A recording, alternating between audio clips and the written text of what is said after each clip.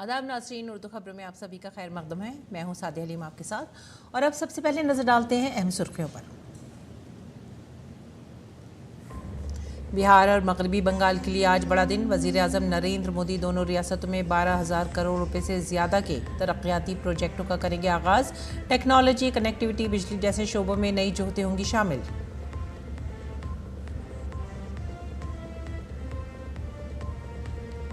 America ने पहलगाम में मासूम लोगों का खून बहाने वाले TRF को दहशतगर्द तंजीम करार दिया। जायदाद जब्त करने का भी ऐलान। फंडिंग पर भी आयद होगी पाबंदी।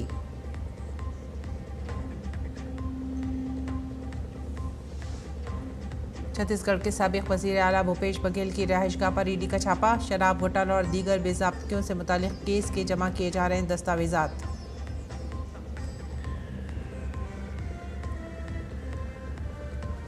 खराब मौसम की वजह से एक दिन के लिए मुलतवी की गई अमरनाथ यात्रा आज से दोबारा शुरू। बालतल और पहलगाम दोनों रास्तों से यात्री सुबह हुए रवाना।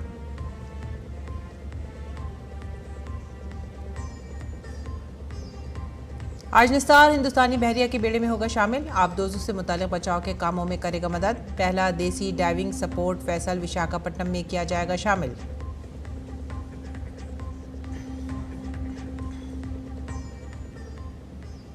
खबरें अब तफसील से।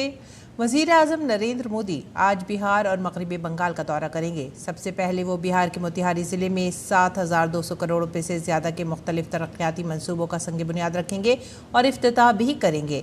ये मंसूबे रेल, सड़क, देही तरक्की, माही परवरी, इलेक्ट्रॉनिक्स और इंफॉर्मेशन टेक्नोलॉजी के शोबों से मुतालिक हैं। वज़ीर आज़म यहाँ एक जलसे आम से भी खिताब करेंगे। वज़ीर आज़म गृह प्रवेश के तहत कुछ मुस्तफ़दीन को चाबियां भी सौंपेंगे और प्रधानमंत्री आवास योजना ग्रामीण के 40,000 मुस्तफ़दीन को 160 करोड़ रुपए से ज़्यादा की रकम जारी करेंगे। बिहार में सड़क कनेक्टिविटी और रेलवे के साथ साथ वज़ीर आज़म इंफॉर्मेशन टेक्नोलॉजी और इलेक्ट्रॉनिक्स से मुतालिक मंसूबों का भी इफ्तिताह करेंगे और संग बुनियाद रखेंगे। 7200 करोड़ रुपए की सौगात कल मोतिहारी को आदरणीय प्रधानमंत्री जी देने वाले इस रैली में, और इसलिए पूरा मोतिहारी, ये गांधी की धरती कभी कहा जाता रहा है चंपारण, इस चंपारण से प्रधानमंत्री जी को अद्भुत प्रेम है, अद्भुत नाता है। यहाँ राब्ते और बुनियादी ढांचे के मंसूबे में रेलवे का ताउन शामिल है। इसमें रेलवे लाइनों का इफ्तिताह, समस्तीपुर बिछवाड़ा रेलवे लाइन के दरमियान खुदकार सिग्नल्स, दरभंगा, थलवारा और समस्तीपुर रामभद्रपुर रेलवे लाइनों को दुगना करना। वजीर आजम इसका इफ्तिताह करेंगे। इसके अलावा वो जिन रेलवे मंसूबों का संग बुनियाद रखेंगे उनमें शामिल हैं पाटलिपुत्रा में वंदे भारत ट्रेनों की देखरेख, भटनी छपरा देही रेल लाइनों पर खुदकार सिग्नल्स, 4,080 करोड़ रुपए दरभंगा नरकटियागंज रेलवे लाइन को दुगना करने के लिए। इस दौरान सड़क के मंसूबों में शामिल हैं NH 319 का इफ्तिताह, NH 319 पर 4 लेन आरा बाईपास का संग बुनियाद, पररिया से मोहनिया तक 4 लेन वाले हिस्से का इफ्तिताह। इसके अलावा वजीर आजम दरभंगा में हिंदुस्तान के नए सॉफ्टवेयर टेक्नोलॉजी पार्क और पटना में STPI की जदीद तरीन इंक्यूबेशन सहूलत का इफ्तिताह करेंगे। इससे रियासत में स्टार्टअप्स को फरोग मिलेगा। इसके अलावा मत्स्य संपदा योजना के तहत कई तरक्याती प्रोजेक्टों का इफ्तिताह भी किया जाएगा। 4 नई अमृत भारत ट्रेनें शुरू की जाएंगी। अमृत भारत ट्रेनों की शुरुआत में राजेंद्र नगर टर्मिनल पटना से नई दिल्ली, बापूधाम मोतिहारी से दिल्ली आनंद विहार टर्मिनल, दरभंगा से लखनऊ गोमती नगर और मालदा टाउन से लखनऊ गोमती नगर शामिल हैं। भागलपुर के रास्ते 4 नई अमृत भारत ट्रेनों को झंडी दिखाकर रवाना किया जाएगा, जिससे खित्ते के राब्ते में बेहतरी आएगी। प्रधानमंत्री जी का आना हमेशा विशेष होता है और चंपारण आना तो और भी विशेष होता है। खास करके चंपारण को 2 अमृत भारत एक्सप्रेस के रूप में तोहफा मिल रही है। एक ट्रेन तो यहीं से खुलेगी दिल्ली के लिए, जिससे कि चंपारण वालों को दिल्ली जाने में एक बहुत ही अच्छी ट्रेन के रूप में सुविधा मिले। वजीर आजम 12,000 मुस्तफदीन को गृह प्रवेश के लिए चाबियां भी सौंपेंगे और प्रधानमंत्री आवास योजना ग्रामीण के 40,000 मुस्तफदीन को किस्तें जारी करेंगे।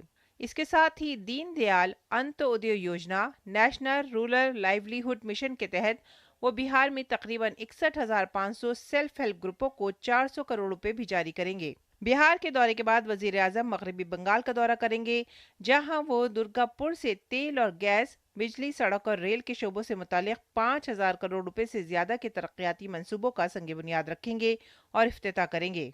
वजीर आजम का दौरे मगरबी बंगाल, बंकोरा और पुरुलिया में तकरीबन 1950 करोड़ रुपए के रेल प्रोजेक्टों और सड़क मंसूबों को वक्फ है। इनमें शामिल है BPCL के सिटी गैस डिस्ट्रीब्यूशन प्रोजेक्ट का संगे बुनियाद, हल्दिया पाइपलाइन प्रोजेक्ट का दुर्गापुर कोलकाता सेक्शन का इफ्तिताह, Raghunathpur thermal power station retrofitting, आलूदगी control system, flue gas desulphurisation, कौम को वक्फ, पुरुलिया कोटेशला रेलवे लाइन को डबल करना, गैस पाइपलाइन बनाना, रेलवे लाइन को डबलिंग करना, ये जो काम बांकुड़ा, पुरुलिया और पश्चिम बर्धमान जैसे राढ़ बंगाल की जो पिछले सारी में है, ऐसे डिस्ट्रिक्ट पर जो डेवलपमेंट काम है, उसका भी उद्घाटन करेंगे प्रधानमंत्री नरेंद्र मोदी। वजीर आजम हिंदुस्तान की मशरक़ी रियासतों की तरक्की पर जोर देते हैं। वजीर आजम ने कई बार इस बात का इयादा किया है कि भारत सिर्फ मशरक़ से ही उठेगा। मगरबी बंगाल से प्रसन्नजीत और बिहार से कुमार आलोक और मधुरेश नारायण के साथ bureau report, DD news. Bihar assembly इंतख़ाबात इस साल के आखिर तक होंगी। इसके लिए तमाम जमातों ने तैयारियां तेज कर दी हैं। हुक्मरां NDA पार्टियां भी इससे पीछे नहीं हैं। इसी सिलसिले में बिहार BJP ने जुमेरात को अपना थीम सॉन्ग जारी किया है। ये थीम सॉन्ग वज़ीर आज़म मोदी पर मबनी है। इसमें मौजूदा NDA हुकूमत की माजी की कामयाबियों को शुमार किया गया है। इसके अलावा दोबारा NDA हुकूमत बनाने की अपील भी की गई है। सब लोगन के प्रणाम करतानी।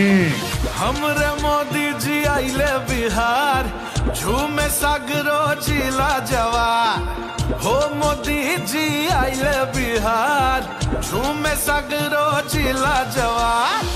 हर और गूंजता देख हा बाबू, जन जन के यही पुकार।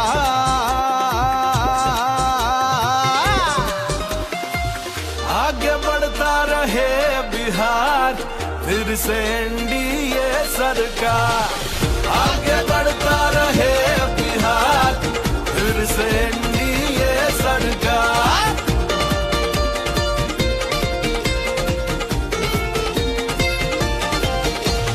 बढ़ गई पेंशन, अब नो टेंशन, उजियारा हर चप्पा। बेटी बहू के नौकरी खातिर 35% पक्का। जीविका दीदी बनी आधार, घर घर खुशियों की बहार। मंडप योजना से देखा बनता विवाह भवन अपार।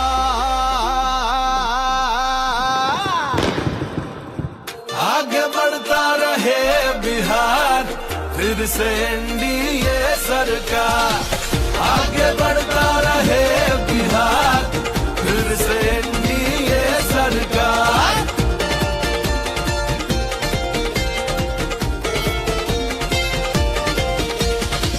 बेटा बेटी सभे बढ़ल, पढ़े खातिर साइकिल मिलल। शिक्षा दौर में भइल बढ़ोतरी, तब देखा दुविधा हटल। स्कूल गाँव गाँव में खुलल, पानी बिजली घर घर में मिलल। LED युग के जमाना में उजियारा से निकल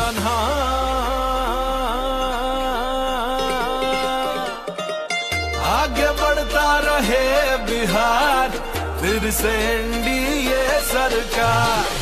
आगे बढ़ता रहे बिहार, फिर से NDA सरकार।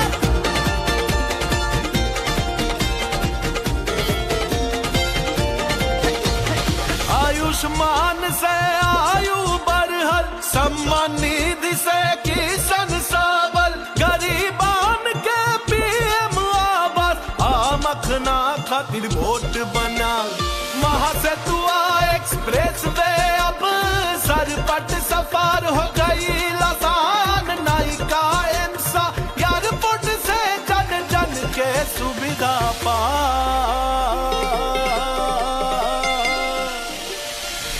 आगे बढ़ता रहे बिहार, फिर से NDA सरकार।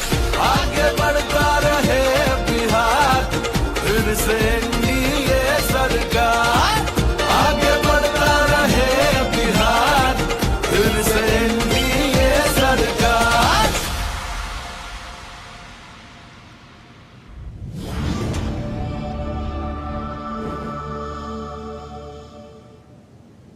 बिहार में SIR का काम जोर शोर से जारी है। जुमेरात की शाम तक के ताज़ा तरीन आदाद शुमार जारी करते हुए इलेक्शन कमीशन ने कहा है कि अब बिहार में 5.8% वोटर फॉर्म भरने में 8 दिन बाकी हैं। बिहार में 24 जून 2025 तक वोटरों की कुल तादाद 7,89,69,844 है। अब तक 7,08,18,162 गिनती के फॉर्म वसूल हुए हैं, जो कुल वोटरों का 89.7% है। अब तक अपलोड किए गए गिनती के फॉर्मों की कुल तादाद 6,70,69,222 है, जो कुल वोटर्स का तकरीबन 84.9% है। बिहार में 35,69,435 वोटर अपने पते पर नहीं मिले, जो कि 4.5% है। गालिबन अब तक 12,55,620 मर्द वोटर हैं, जो कि 1.59% है। इसके अलावा अब तक मुमकिन तौर पर मुस्तकिल तौर पर मुंतकिल होने वाले वोटर्स की तादाद 17,37,336 है, जो कि 2.2% है। अब तक शिनाख्तशुदा एक से ज़्यादा जगहों पर रजिस्टर्ड वोटर्स की तादाद 5,76,479 है। अब तक खुसूसी नजरसानी के काम के बाद 45,82,247 लोग बाकी रह गए हैं। गिनती के फॉर्म वसूल होने तक यानी सिर्फ 5.8% वोटरों को फॉर्म भरना बाकी रह गया है। और एक बड़ा फैसला लेते हुए अमरीकी महकमा खारजा ने पहलगाम हमले में मुलव्विस मज़ाहमती महाज TRF को गैर मुल्की दहशतगर्द तंजीम और खुसूसी तौर पर नामजद आलमी दहशतगर्द करार दिया है। अमरीकी महकमा खारजा ने TRF को पाकिस्तान में लश्कर तैयबा की फ्रंट तंजीम और मुआविन के तौर पर बयान किया है। बयान में ख़ास तौर पर जिक्र किया गया है कि TRF ने 22 अप्रैल 2025 को पहलगाम जम्मू कश्मीर में हमले की जिम्मेदारी कबूल की थी, जिसमें 26 बेगुनाह शहरी मारे गए थे। और यह हमला 2008 के मुंबई दहशतगर्दाना हमलों के बाद भारत में शहरियों पर होने वाला सबसे मोहलक हमला है। बयान में कहा गया है कि TRF ने 2024 में भी भारतीय सिक्योरिटी फोर्सेस पर कई हमले किए हैं।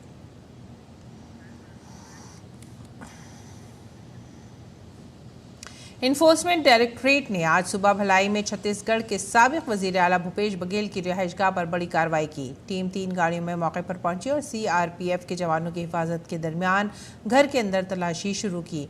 मालूमात के मुताबिक ED की यह कार्रवाई शराब घपला और मुबैना माली बेज़ाब्तियों से मुतालिक मामलात की जाँच के तहत की जा रही है।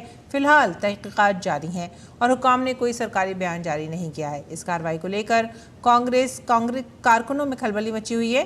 भिलाई और रायपुर में हामियों की बड़ी तादाद जमा होने की कोशिश कर रही है। पुलिस ने सिक्योरिटी के सख्त इंतजाम किए हैं।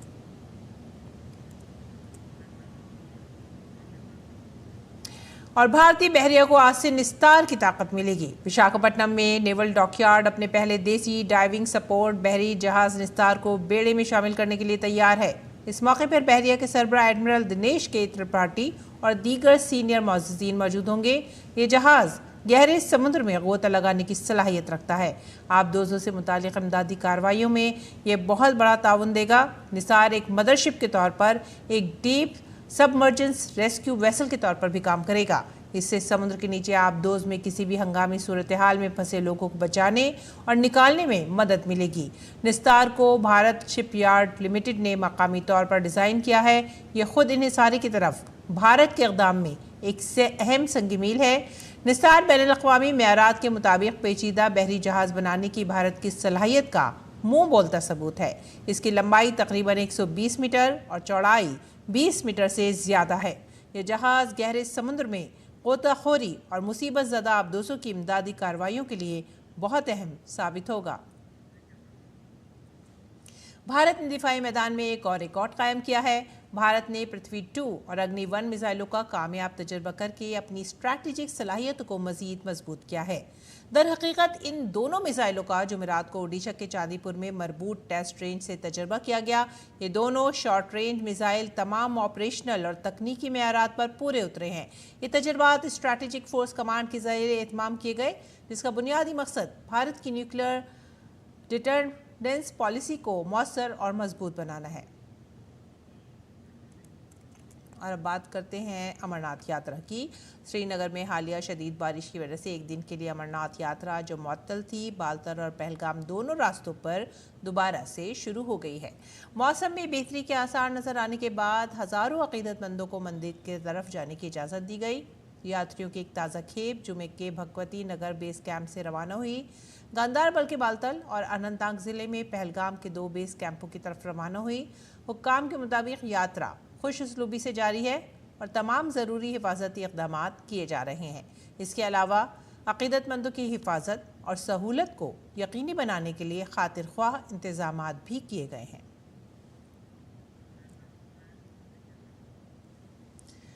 अगली खबर महाराष्ट्र से। महाराष्ट्र हुकूमत गौकशी जैसे संगीन जराइम पर सख्त हो गई है। गौकशी के मुसलसल वाक़यात में मुलविस मुल्ज़िमान के खिलाफ अब Maharashtra organised crime control act के तहत मुकदमा चलाया जाएगा।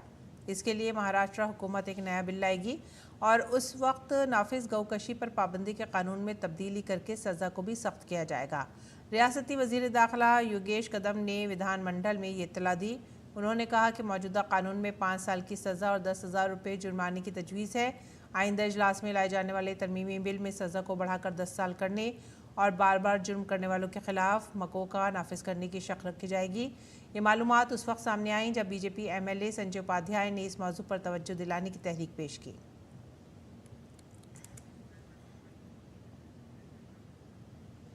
कुछ अरसे कबल वेव्स समिट का पहला एडिशन मुंबई में मुनक्किद हुआ था। ये सरबराही इजलास बहुत ही कामयाब रहा।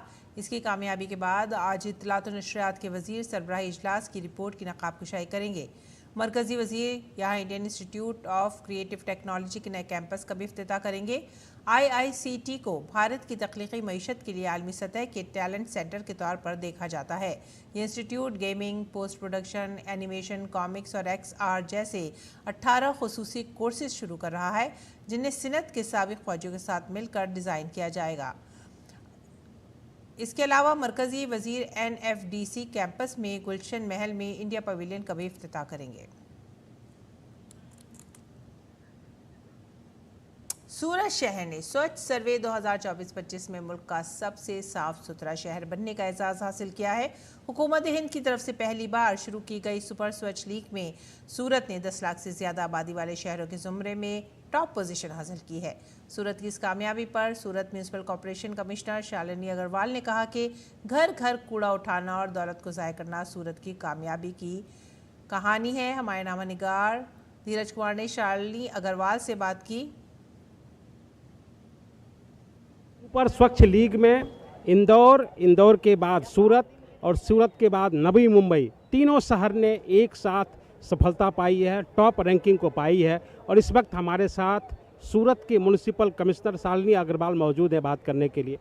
मैडम, सबसे पहले तो आपको बहुत बहुत बधाई। और कैसे सूरत शहर इस मुकाम को पाया है? डोर टू डोर कलेक्शन है, हर एक घर में जो कचरे का सेग्रीगेशन है, ड्राई वेस्ट और वेट वेस्ट में, और वेस्ट को एज अ रिसोर्स माना जाए और जो भी वेस्ट पूरा सिटी में जनरेट हो रहा है उससे अलग अलग यूज़फुल प्रोडक्ट्स बनाए जाए। सॉलिड वेस्ट मैनेजमेंट को साइंटिफिक दृष्टि से किया जाए और इस पूरे स्वच्छ भारत मिशन में नागरिकों का पार्टिसिपेशन हो। इस पूरी थीम के साथ में सूरत शहर और सूरत महानगर पालिका सभी के साथ में मिलकर काम करती है।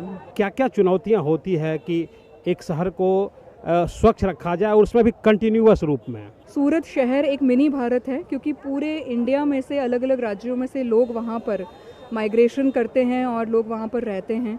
सूरत इकोनॉमिक हब है क्योंकि वहाँ पर बहुत सारी इकोनॉमिक एक्टिविटीज़ चलती हैं, रेजिडेंशियल, कमर्शियल, इंडस्ट्रियल एक्टिविटीज़ चलती हैं।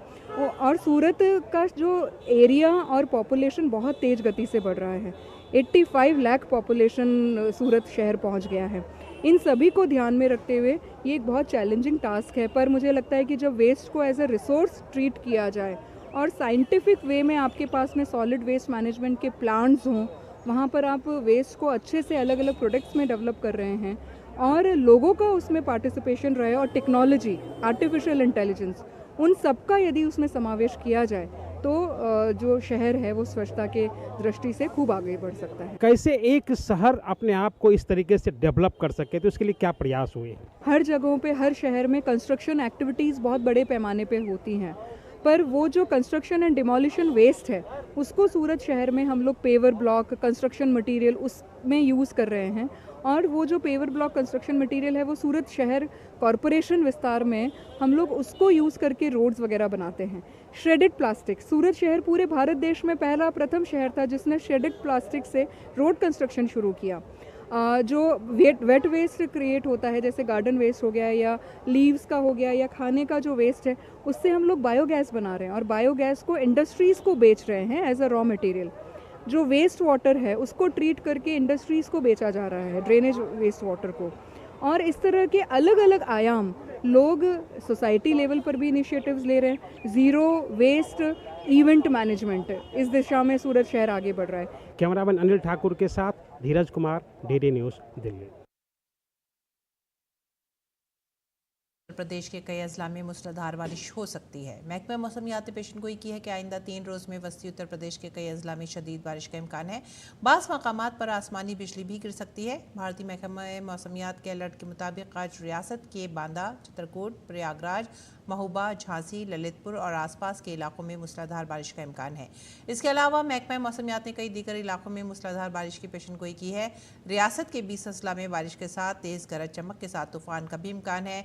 अलर्ट के मुताबिक चित्रकूट, प्रयागराज, फतेहपुर, रायबरेली, अमेठी समेत कई मकामात पर 40 से 50 और 60 किलोमीटर फी घंटा की रफ्तार से हवाएं चलेंगी। गौतम बुद्ध नगर, गाजियाबाद, मेरठ, बागपत, आगरा और मथुरा समेत कई मकामात पर हल्की से औसत बारिश मुतवक्के है। साथ ही बांदा, फतेहपुर, हमीरपुर, जालौन, झांसी, महोबा के कुछ इलाकों में शदीद बारिश की वजह से सैलाब भी आने का इम्कान है।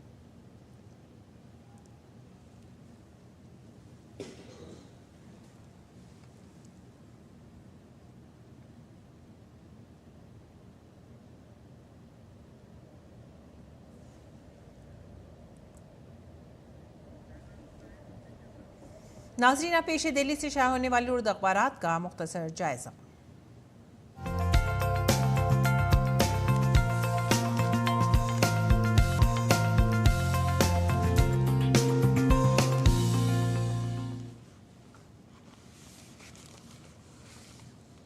और उर्दू अखबारात के जायजे में आज जो हम सबसे पहली खबर ले रहे हैं वो है रोज़नामा राष्ट्रीय सहारा से, और ये सुर्खी है बिहार में सियासी सरगर्मियाँ तेज़ और बिहार में 125 यूनिट तक मुफ्त बिजली देने का ऐलान किया नीतीश कुमार हुकूमत ने। उसके बाद की खबर, अगली सुर्खी, रूस और चीन के साथ सह फरीकी ताउन के लिए हिंदुस्तान तैयार, वज़ारत ख़ारजा।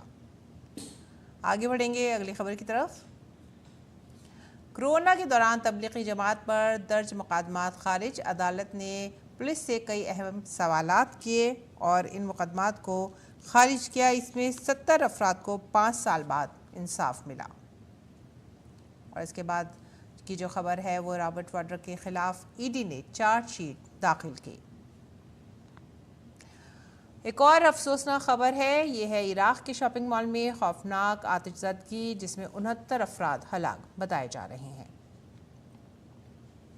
और पंजाब में एक पहल हुई है जिसमें भीख मांगने वाले बच्चों का अब DNA टेस्ट होगा, और भिखारियों की खैर नहीं, जो कि इस टेस्ट के अंदर ये साबित हो जाएगा कि वो इन बच्चों से ताल्लुक़ नहीं रखते, फितरी रिश्ता नहीं है। तो ये थे आज के उर्दू अखबारात, उनसे जुड़ी चंद खबरें। और अब रुख करते हैं खेल के मैदान का। बरतानिया में अब तक 16 साल के नौजवान वोट डाल सकेंगे। हुकूमत ने वोट डालने की कम से कम उम्र 18 से कम करके अब 16 साल करने का ऐलान किया है। हुकूमत ने यह फैसला जमहूरी शिराकत बढ़ाने के मकसद से किया है। सेंट्रल लेफ्ट लेबर पार्टी ने जुलाई 2024 में मुंतखब होने से कबल UK पार्लियामेंट के इंतखाबात के लिए वोट डालने की उम्र को कम करने का वादा किया था। स्कॉटलैंड और वेल्स पहले ही 16 और 17 साल के लोगों को मकामी और इलाकाई इंतखाबात में वोट डालने की इजाज़त देते हैं। बरतानिया इन ममालिक की मुख्तसर फहरिस्त में शामिल हो जाएगा जहां वोट डालने की उम्र 16 है, जैसे एक्वाडोर, ऑस्ट्रिया और ब्राज़ील। ये इक़दाम वसीतर इस्लाहात के साथ उठाया गया है, जिसमें इंतखाबी मुहिम की फ़ंडिंग के कवानीन को सख्त करना भी शामिल है, ताकि काबिल एतराज़ मिल्कियत वाली शेल कंपनियों को सियासी जमातों को चंदा देने से रोका जा सके। जमहूरी और रिजर्वेशन आरा अली ने कहा है कि ये तब्दीली बरतानवी सियासत में गैर मुल्की मदाखलत के खिलाफ तहफ़्फ़ुज़ात को महफूज करेगी। और अब पेश है मौसम का हाल।